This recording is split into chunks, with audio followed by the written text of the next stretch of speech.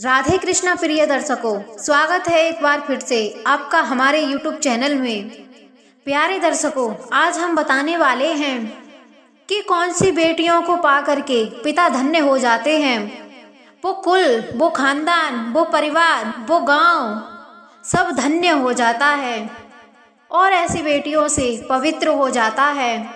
और कौन सी वो बेटियां होती हैं जो अपने माता पिता को स्वर्ग दिखाती हैं। प्यारे दर्शक बंधुओं, कुछ माता पिता ऐसे होते हैं जो बेटियों को कुछ नहीं समझते हैं और बेटियों को बोझ समझते हैं, और कुछ बेटियां भी अपने माता पिता को कुछ नहीं समझती हैं, और कुछ माता पिता बेटियों को अपना बेटा समझते हैं और वो बेटियां अपने माता पिता को वो प्यार नहीं देती, वो मान सम्मान नहीं देती जिनके वो अधिकारी होते हैं।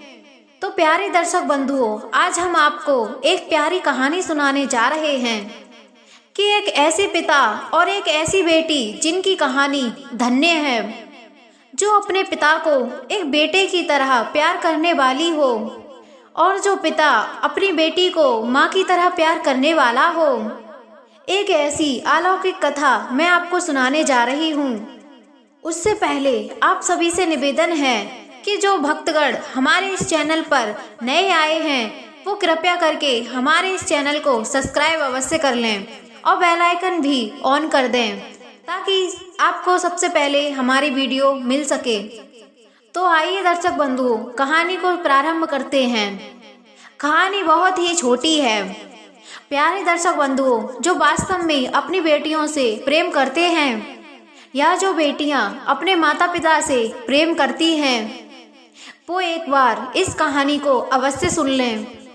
एक बड़े से कस्बे में एक धर्मपाल नाम के एक सेठ रहा करते थे। उनके घर में कोई संतान नहीं थी। उन्होंने बहुत दान पुण्य किए। उसके प्रताप से एक बहुत सुंदर कन्या का जन्म हुआ। बेटी को पाकर के वो दोनों माता पिता बहुत खुश हो गए। धर्मपाल तो अपनी बेटी को अपने प्राणों से भी ज़्यादा प्रेम करते थे। उस बेटी का लालन पालन उन्होंने बड़े अच्छे से किया, किसी बात की कोई कमी नहीं होने दी। वो अपने बेटी को बेटे से भी ज़्यादा प्रेम करने वाले थे, क्योंकि वह उनकी अकेली बेटी थी। धीरे धीरे उनकी बेटी बड़ी होने लगी। बेटी की सुंदरता निखरने लगी और सुंदरता के साथ साथ ही उसके गुण भी निखरने लगे। यूं कहिए कि उसे एक देवी मान लिया जाए, क्योंकि दर्शक बंधुओं, उस बिटिया रानी में गुण ही गुण थे। अब गुण तो कोई था ही नहीं। अपनी बेटी को देख करके दोनों माता पिता बड़े खुश हुआ करते थे और भगवान को बार बार धन्यवाद देते थे कि हे प्रभु, एक बेटी दे करके तूने मेरे परिवार का उद्धार कर दिया।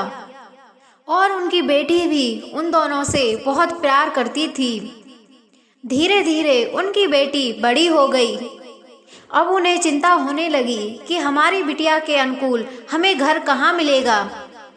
बहुत कोशिश करने के बाद में उस सेठ को घर भर मिल जाता है और बिटिया का विवाह तय कर देते हैं। मगर वह सेठ बीमार भी रहता था। उसने सोचा कि मरने से पहले बिटिया के पीले हाथ कर दूं, इसको पराए घर भेज दूं तो मेरा भी उद्धार हो जाएगा और मुझे मरते समय कोई चिंता भी नहीं रहेगी। इसलिए उसने अपनी बेटी का विवाह तय कर दिया। भगवान की कृपा से उस बेटी के जो होने वाला पति था और जो ससुराल वाले थे, वो भी बहुत सरल स्वभाव के थे।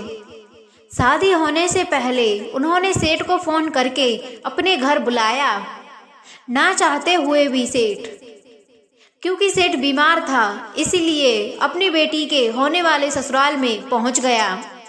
वहां पर वे गार्डन में बैठ गए और वहां पर चाय आई। सेठ चाय नहीं पीता था। सेठ चाय पीता था, परंतु परहेज वाली चाय पीता था। अब वो बिटिया के होने वाले ससुराल में मना नहीं कर पाया कि पता नहीं यह लोग बुरा मान जाएंगे। उसने चाय पी तो बिल्कुल उसके घर जैसी चाय थी।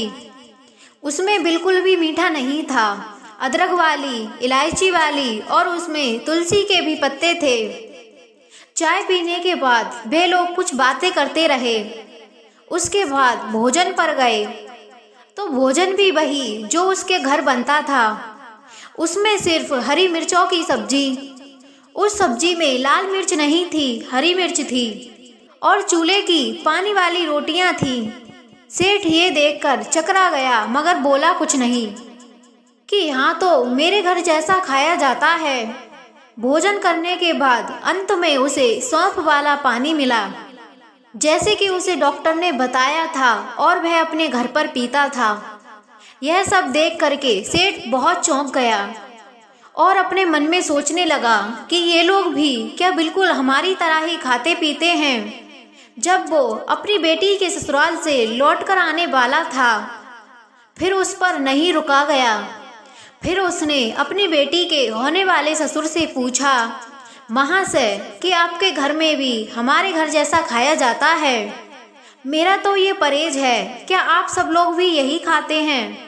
तब होने वाले ससुर ने जो जवाब दिया उसे सुनकर के पिता के भी रोंगटे खड़े हो गए और आंखों से आंसू छलक पड़े और कहने लगे, हमारी होने वाली बहू का आपके घर से फोन आ गया था कि हमारे पिता बहुत सीधे और सरल स्वभाव के हैं, वो आपसे कुछ नहीं बोलेंगे।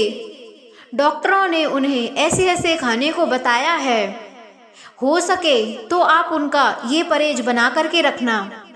मैं आपका ये एहसान जीवन भर नहीं भूलूंगी, इसलिए हमने आपके परहेज के अनुसार ही भोजन बनवाया था। अब पिता अपने घर पहुँचे और उनकी माँ की जो तस्वीर थी उस पर फूलों का हार टंगा हुआ था। सबसे पहले उन्होंने वो हार अपनी माँ की तस्वीर से निकाल करके फेंक दिया। पत्नी ने पूछा, ये क्या कर रहे हो आप? तब पति ने कहा, यहाँ पर मेरी माँ मरी नहीं है, मेरी माँ तो जिंदा है। तो फिर उनके फोटो पर फूलों का हार किस लिए? उनकी पत्नी कहने लगी, क्या सासू माँ जिंदा है? हमें वो दिखाई नहीं देती, क्या आपके सपने में वो आपसे रोज मिलती हैं? तब पति कहने लगा, नहीं नहीं भाग्यवान, ये जो हमारी बेटी है वही हमारी माँ है। इतना ख्याल तो मेरी माँ भी नहीं रखती होगी जितना ख्याल मेरी बेटी रखती है। आज से वो मेरी बेटी नहीं, मेरी माँ है। और फिर सेठ बेटी के चरणों में जाकर रोने लगा। बेटी ने कहा, पिताश्री ये मेरा फर्ज है, ये सब आपके संस्कार हैं। सेठ कहने लगे कि लोग तो वैसे ही कहते हैं कि बेटियां बोझ होती हैं, बेटियां तो बेटों से ज़्यादा सेवा करने वाली होती हैं। तो गौर से सुन लो, जो बहनें माता पिता का सम्मान नहीं करती, सेवा नहीं करती, उनका सत्कार नहीं करती हैं और उन्हें आदर नहीं देती, तो गौर से सुन लो कि तुम्हारे माता पिता ने तुम्हें बेटा बनाकर पाला है, तो तुम्हें भी अपने माता पिता की इज्जत का ख्याल रखना चाहिए। उनके अनुरूप ही विवाह करना चाहिए, उनके मन के मुताबिक ही चलना चाहिए, ताकि माता पिता का हृदय भी खुश रहे। फिर सेठ ने धूमधाम से अपनी बेटी का विवाह किया। बेटी ने जब तक माता पिता जीवित रहे अपने बेटा और बेटी दोनों होने का फर्ज निभाया और उनका अंतिम संस्कार भी बेटी ने ही किया। इस प्रकार से प्यारे दर्शक बंधुओं, ये थी बेटी और पिता की अलौकिक कहानी। आपको ये कहानी कैसी लगी आप कमेंट में अपनी राय अवश्य देना। तो हम आपसे मिलते हैं किसी ऐसी ही ज्ञानवर्धक कहानी में। तब तक के लिए जय श्री कृष्णा, जय श्री राधे।